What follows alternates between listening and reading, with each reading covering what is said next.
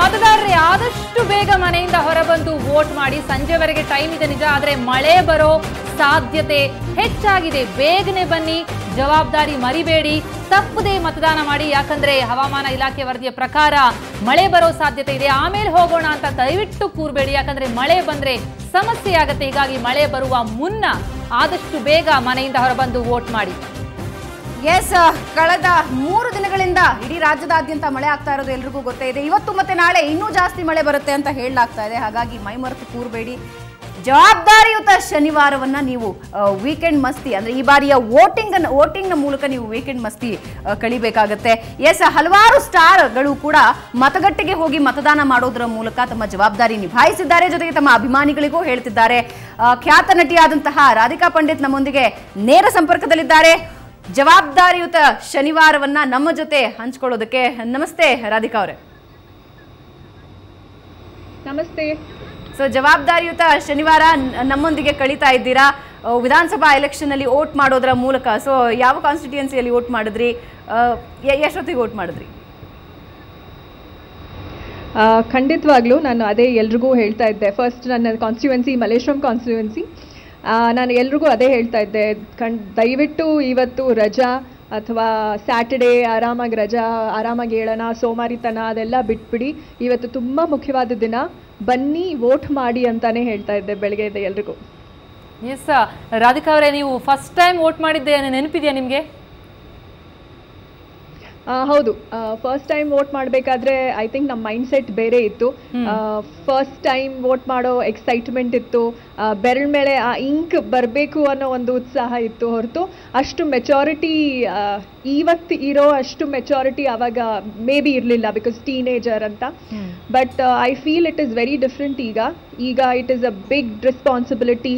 ನಮ್ಮ ಭವಿಷ್ಯ, next 5 years ಭವಿಷ್ಯ ನಮ್ಮ ಕೈಯಲ್ಲಿದೆ ಅನ್ನೋ ಒಂದು ತುಂಬ ದೊಡ್ಡ ಜವಾಬ್ದಾರಿ ಇದೆ ನಮ್ಮ ಎಲ್ಲರ ಮೇಲೆ. So the mind set is completely different. Radhika ಅವರೇ, ಈ ಬಾರಿ ನೀವು ಗಮನಿಸಿರ್ತೀರಿ, VVPAT ಇತ್ತು. VVPAT ಒಂದು ಹೊಸ ಎಡಿಷನ್. ಹಾಗಾಗಿ ನೀವು ಯಾರಿಗೆ ಹಾಕಿದ್ರಿ ಅಲ್ಲಿಗೆ ಬಿತ್ತ ಅನ್ನುವಂಥ ಖಾತ್ರಿ ಮಾಡ್ಕೊಂಡು ಹೊರಡುವಂಥ ಒಂದು ನಿಮ್ಗೊಂದು ವಿಶ್ವಾಸ ಇರುತ್ತೆ. ಈ ಎಡಿಷನ್ ಏನಿದೆ, ಏನನ್ಸುತ್ತೆ ತಮಗೆ? ತುಂಬ ಖುಷಿ ಆಗುತ್ತೆ. ಆ್ಯಕ್ಚುಲಿ ಯಾರೋ ನನಗೆ ಕೇಳಿದ್ರು ಎಲೆಕ್ಷನ್ ಪ್ರಾಸೆಸ್ ಹೇಗೆ ಚೇಂಜ್ ಆಗ್ತಿದೆ ಅಂತ. ತುಂಬ ಈ ಥರದ ಟೆಕ್ನಾಲಜಿ ಮೂಲಕ ಆಗಲಿ ಅಥವಾ ಅವೇರ್ನೆಸ್ ಮೂಲಕ ಆಗಲಿ, ನಮ್ದು ಈಗ ಎಷ್ಟು ಸೋಷಿಯಲ್ ಮೀಡಿಯಾ ಆಗಲಿ ಅದರಿಂದ ಹೇಗೆ ನಮ್ಮ ಎಲೆಕ್ಷನ್ ಕ್ಯಾಂಪೇನಿಂಗ್ ಆಗಲಿ ಅವೇರ್ನೆಸ್ ಎಲ್ಲ ಎಷ್ಟು ಮುಂದುವರೆದಿದೆ ಅಂದರೆ, ಈಗ ನೀವು ಹೇಳಿದ ಹಾಗೆ ನಮ್ಮ ಈ ವೋಟಿಂಗ್ ಸಿಸ್ಟಮ್ ಇದೆಯಲ್ಲ ತುಂಬ ಖುಷಿ ಕೊಡುತ್ತೆ. We have to wait. ಆ ಬೀಪ್ ಅಂದರೆ ನಮಗೆ ಒಂದು ಸ್ಯಾಟಿಸ್ಫ್ಯಾಕ್ಷನ್. ಸೊ ನಮಗೆ ಈಗ ಕಂಪ್ಲೇಂಟ್ ಮಾಡೋ ಅಂಥ ಒಂದು ಅವಕಾಶ ಸಿಗಲ್ಲ, ನಾನು ವೋಟ್ ಮಾಡಿದ್ದು ಬೇರೆ ಎಲ್ಲಿಗೋ ಹೋಯಿತು ಅದು ಇದು ಅಂತ. ಸೊ ಆ ಥರದ್ದು ತುಂಬ ಟೆಕ್ನಿಕಲಿ ಅಥವಾ ಅವೇರ್ನೆಸ್ ಕ್ರಿಯೇಟ್ ಆಗೋ ಅಂಥದ್ದು ತುಂಬ ಒಂದು ಸೇಫ್ಟಿ ಮೆಷರ್ಸ್ ಆಗಲಿ, ಒಂದು ಎಲೆಕ್ಷನ್ ಪ್ರಾಸೆಸ್ ಎಷ್ಟು ಚೆನ್ನಾಗಿ ಮಾಡ್ಬೋದು ಆ ಥರ ಮಾಡಿದ್ದಾರೆ ಈ ಸತಿ. I am really happy. And ಪ್ರತಿ ಸಲ ವೋಟ್ ಮಾಡಿ ಬಂದಾಗ ಸಿಗುವಂತಹ ಖುಷಿ ಇದೆಯಲ್ಲ, ಅದು ಬೇರೆನೇ ಇರುತ್ತೆ. ನಾನು ವೋಟ್ ಮಾಡಿದೆ ಅನ್ನುವಂತಹ ಖುಷಿ ಇರುತ್ತೆ. ಆದರೆ ವೋಟ್ ಯಾಕೆ ಮಾಡಬೇಕು ಅನ್ನೋ ಒಂದು ವರ್ಗನೂ ಇದೆ. ಇದುವರೆಗೆ ನಾವು ನೋಡೋದಾದರೆ ಬರೀ 30% ಅಷ್ಟೇ ವೋಟ್ ಆಗಿರೋವಂಥದ್ದು. ಸೊ ಈ ಎರಡೂ ಮೈಂಡ್ಸೆಟ್ ಅಂದರೆ ವೋಟ್ ಮಾಡಿ ಬಂದದ್ದು ಆ ಹೆಮ್ಮೆ ತೋರಿಸ್ಕೊಳ್ಳೋದು ಒಂದು ಖುಷಿ. ಆದರೆ ಅಂದರೆ ನಾನು ಜವಾಬ್ದಾರಿನ ಮೆರೆದಿದ್ದೀನಿ ಅಂತ. ಮತ್ತೊಂದು ಕಡೆ ನಾ ಯಾಕೆ ವೋಟ್ ಮಾಡಬೇಕು, does it make any difference ಅನ್ನುವಂಥ ಮನಸ್ತತ್ವನೂ ಇದೆ. ಏನು ಹೇಳ್ತೀರಾ ಈ ಎರಡೂ ಇದಕ್ಕೆ? ಖಂಡಿತವಾಗ್ಲು ಈಗ ನೋಡಿ, ನೀವು ಹೇಳಿದಾಗೆ ಕರೆಕ್ಟಾಗಿ ಹೇಳಿದ ಹಾಗೆ ನನಗೆ ಒಂದು ಪ್ರೌಡ್ ಫೀಲಿಂಗ್, ನಾನು ಬೆಳ್ಳಿ ತೋರಿಸ್ಬೇಕಾದ್ರೆ ಒಂದು ಪ್ರೌಡ್ ಫೀಲಿಂಗ್ ನನಗೆ. ಐ ಥಿಂಕ್ ಮನೇಲಿ ಕೂತ್ಕೊಂಡು ಟ್ರಾಫಿಕ್ ತುಂಬ ಜಾಸ್ತಿ, ರೋಡ್ ಸರಿ ಇಲ್ಲ, ಕರೆಂಟ್ ಹೋಗ್ತಾ ಇರುತ್ತೆ ಅಂತ ನಾವು ಸಾಕಷ್ಟು ಕಂಪ್ಲೇಂಟ್ ಮಾಡ್ತಾ ಇರ್ತೀವಿ. ಇದೆಲ್ಲ ಕಂಪ್ಲೇಂಟ್ ಮಾಡೋಕ್ಕೆ ನಮಗೆ ಈ ಹಕ್ಕಿರಬೇಕು. ದಟ್ ವೋಟ್ ಮಾಡಿದ ಮೇಲೆ ಈ ಕಂಪ್ಲೇಂಟ್ ಮಾಡೋಕ್ಕೆ ನಮಗೆ ಆತ್ಮಸಾಕ್ಷಿ ಇರಬೇಕು. ನಾವು what difference does it make, ಯಾರೋ ವೋಟ್ ಮಾಡ್ತಾರೆ, ಯಾರೋ ಎಲೆಕ್ಟ್ ಆಗ್ತಾರೆ ಅಂತ ಆ ಮೈಂಡ್ ಸೆಟ್ ಇದ್ರೆ ನಮಗೆ ಯಾವತ್ತೂ ನಮ್ಮ ಉದ್ಧಾರ ಆಗೋಕ್ಕಾಗಲ್ಲ. ಆ್ಯಂಡ್ ಈ ಥರ ಪ್ರಶ್ನೆ ಕೇಳೋಕ್ಕಂತೂ ನಮಗೆ ಅಧಿಕಾರನೂ ಇರಲ್ಲ. ಸೊ ಐ ಥಿಂಕ್ ಎಲ್ರಿಗೂ ಈ ಮೈಂಡ್ ಸೆಟ್ ನಾವು ಬಿಡಬೇಕು, ಬಂದು ವೋಟ್ ಮಾಡಿ. ಎಸ್, ನಮ್ಮ ದೆಹಲಿ ಪ್ರತಿನಿಧಿ ಪ್ರಶಾಂತ್ ನಾಥು ಸರ್ ನಮ್ಮನ್ನ ಜಾಯ್ನ್ ಆಗ್ತಿದ್ದಾರೆ. So he wants to talk to you. Yes Radhika ಅವರೇ, ಅನೇಕರು ಮತದಾನಕ್ಕೆ ಹೋಗುವಾಗ ಪ್ರತಿಯೊಬ್ಬನಿಗೂ ತಂದೆ ಆಗಿರ್ತಕ್ಕಂಥ ಆಸ್ಪಿರೇಷನ್ಸ್ ಇರುತ್ತೆ. ಕೆಲವೊಬ್ಬನಿಗೆ ರಸ್ತೆ, ನನ್ನ ಮನೆ ಎದುರುಗಡೆನ ರಸ್ತೆ ಮುಖ್ಯ ಇರ್ಬೋದು, ಕೆಲವೊಬ್ಬನಿಗೆ ಕಸ ಮುಖ್ಯ ಇರ್ಬೋದು, ಕೆಲವೊಬ್ಬರಿಗೆ ದುಡ್ಡು ಮುಖ್ಯ ಇರ್ಬೋದು, ಕೆಲವೊಬ್ಬರಿಗೆ ಪಕ್ಷದ ಸಿದ್ಧಾಂತ ಮುಖ್ಯ ಇರ್ಬೋದು. Radhika Pandit, who is a celebrity in Karnataka, what it means for you for voting? ಮತದಾನ ಅಂದರೆ ರಾಧಿಕಾ ಪಂಡಿತ್ ಅವರಿಗೆ ಏನು ಮುಖ್ಯ? How you look at it? Next 5 years ಏನು ಬಯಸ್ತೀರಿ ನೀವು? ಸರ್ ಆ್ಯಕ್ಚುಲಿ ನಾನು ಸಿಂಪಲ್ ಆಗಿ ಹೇಳಬೇಕಾದ್ರೆ my existence is through a vote. ಈಗ ನಾನು ಎಕ್ಸಿಸ್ಟ್ ಆಗ್ತಿದ್ದೀನಿ, I am a part of this place ಅನ್ನೋಕೆ ಸಾಕ್ಷಿನೇ ನನ್ನ vote. So I belong here. So ಆ ಬಿಲಾಂಗಿಂಗ್ನೆಸ್ ಬೇಕಾದರೆ, ನನ್ನ ಎಕ್ಸಿಸ್ಟೆನ್ಸ್ ಬೇಕಾದರೆ, that is voting for me. And ನೀವು ಹೇಳಿದ ಹಾಗೆ ಐ ಥಿಂಕ್ ನಾವು ನಮ್ಮ ಮನೆ ಕ್ಲೀನಾಗಿ ಇಟ್ಕೊಂಡ್ರೆ ಎಲ್ಲವೂ ಕ್ಲೀನಾಗಿ ಕಾಣುತ್ತೆ. So that is the way I relate to it. ನಾನು ವೋಟ್ ಮಾಡಿರೋದು ಮಲ್ಲೇಶ್ವರಂ ಕಾನ್ಸ್ಟಿಟ್ಯುವೆನ್ಸಿ ಬಿಕಾಸ್ ನಾನು ಹುಟ್ಟಿದ ಬೆಳೆದಿರೋ ಏರಿಯಾ ಇದು.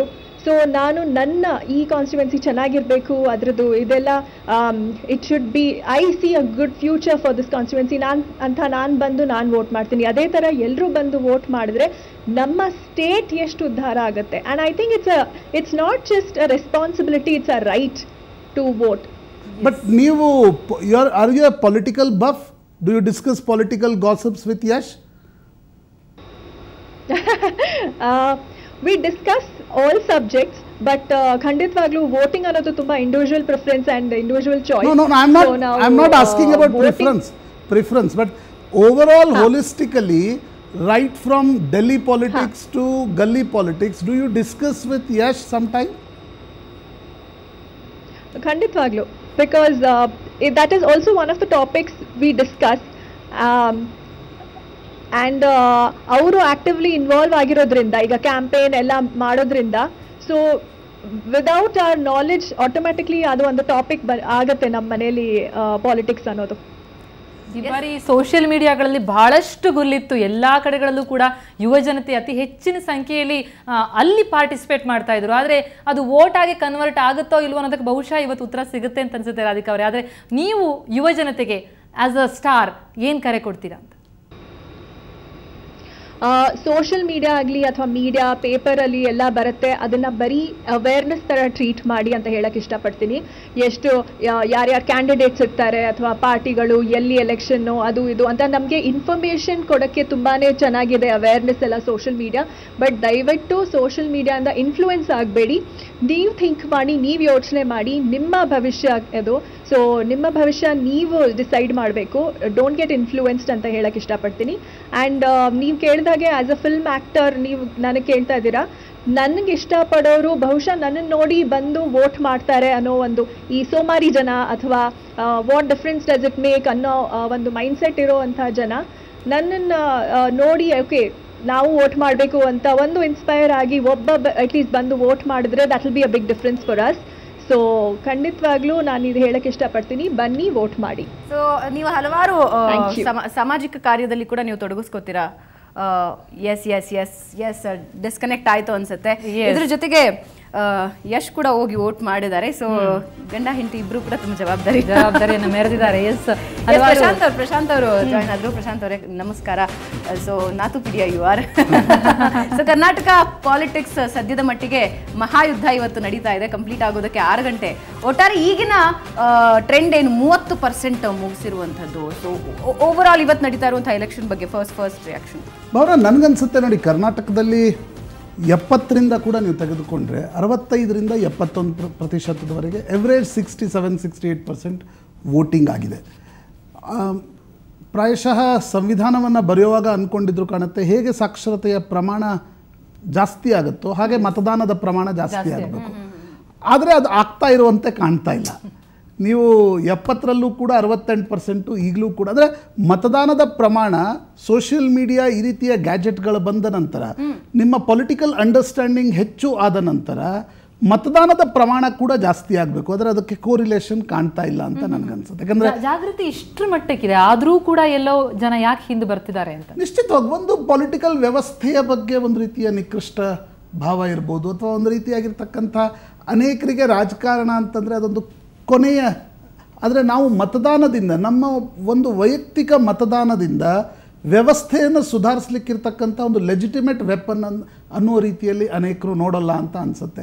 ಆದರೆ ಈಗ ಬೆಂಗಳೂರು ನಗರಕ್ಕೆ ನಾನು ಕಳೆದ ಬಾರಿ ಕೂಡ ಈ ಸ್ಟುಡಿಯೋದಲ್ಲಿ ಕೂತಾಗ ನೋಡ್ತಾ ಇದ್ದೆ, ಬೆಂಗಳೂರು ನಗರದ ಮತದಾರರು ಎಲ್ಲೆಲ್ಲಿ ದೊಡ್ಡ ದೊಡ್ಡ ಅಪಾರ್ಟ್ಮೆಂಟ್ಗಳಿವೆ, ಯಾರ ಹತ್ರ ಐಷಾರಾಮಿ ಕಾರ್ಗಳಿವೆ, ಅವರು ಬಂದು ವೋಟ್ ಮಾಡ್ತಾರಾ ಅಂತಕ್ಕಂಥದ್ದು ನೀವು ತೆಗೆದುಕೊಂಡಾಗ ತುಂಬ ಕಡಿಮೆ ಜನ vote ಕಡಿಮೆ ಮಾಡ್ತಾರೆ. S.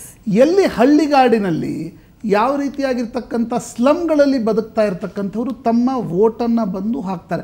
Not ನೆಸಸರಿಲಿ don't go under conventional perception that ದುಡ್ಡು ತೆಗೆದುಕೊಂಡು ಹಾಕ್ತಾರೆ ಅಂತ ಆ ರೀತಿ ಎಲ್ಲರೂ ಬಹಳ ಕಡಿಮೆ ಇರುತ್ತೆ, ತುಂಬ ಕಡಿಮೆ ಪರ್ಸೆಂಟೇಜ್ ಇರುತ್ತೆ. ಆದರೆ ನನ್ನ ಮತದಿಂದ ನಾನು ಮುಂದಿನ 5 ವರ್ಷಗಳ ಕಾಲ ಜನಪ್ರತಿನಿಧಿಯಿಂದ ಕೆಲಸ ತೆಗೆದುಕೊಳ್ಬೇಕಾದ್ರೆ ನಾನು ವೋಟ್ ಹಾಕಬೇಕು ಅನ್ನತಕ್ಕಂಥ ಒಂದು ಸಿಂಪಲ್ ಅಂಡರ್ಸ್ಟ್ಯಾಂಡಿಂಗ್ ಎಜುಕೇಟೆಡ್ ಕ್ಲಾಸ್ನಲ್ಲಿ ಕಾಣಲ್ಲ. ಆನ್ ದ ಕಾಂಟ್ರರಿ ಅನ್ಎಜುಕೇಟೆಡ್ ಕ್ಲಾಸ್ನಲ್ಲಿ ಅದು ಕಾಣುತ್ತೆ. ನಿಜ ನಿಜ. ಈಗ ಡಿ ಕೆ ಶಿವಕುಮಾರ್ ಅವರು ವೋಟ್ ಹಾಕ್ಲಿಕ್ಕೆ ಅಂತ ಹೇಳಿ ಮತದಾನವನ್ನ ಮಾಡ್ಲಿಕ್ಕೆ ಅಂತ ಹೇಳಿ ಅವರು ಸರತಿ ಸಾಲಲ್ಲಿ ನಿಂತಿರುವಂಥದ್ದು ಇದೇ ಒಂದು ಪ್ರಜಾಪ್ರಭುತ್ವದ ಬ್ಯೂಟಿ ಅಂತ ಅನ್ಸುತ್ತೆ. ಅಂದ್ರೆ ಯಾರು ಯಾವ ದೊಡ್ಡ ನಾಯಕ ಆಗಿರ್ಲಿ, ಏನೇ ಆಗಿರ್ಲಿ, ಸ್ಟಾರ್ ನಟರೇ ಆಗಿರ್ಲಿ, ಸರತಿ ಸಾಲಲ್ಲಿ ಬಂದು ತಮ್ಮ ಹಕ್ಕನ್ನ ಚಲಾಯಿಸುವಂಥದ್ದು, ಈ ಪ್ರಜಾಪ್ರಭುತ್ವದ ಹಬ್ಬದಲ್ಲಿ ಪಾಲ್ಗೊಳ್ಳಿಕ್ಕೆ ಅಂತ ಹೇಳಿ ಎಲ್ರಿಗೂ ಕೂಡ ಈಕ್ವಲ್ ಇಂಪಾರ್ಟೆನ್ಸ್ ಇರುವಂಥದ್ದು ಈ ಇದರಲ್ಲಿ. ಬಹುಶಃ ಈ ಒಂದು ವಿಧಾನನೇ ಇದೆ ಏನಿದೆ ನಿಜಕ್ಕೂ ಕೂಡ ಎಲ್ರಿಗೂ ಪ್ರಜಾಪ್ರಭುತ್ವದ ಬಗ್ಗೆ ಇನ್ನೊಂದಿಷ್ಟು ಗೌರವನ ಮೂಡಿಸುತ್ತೆ ಅನ್ಸುತ್ತೆ.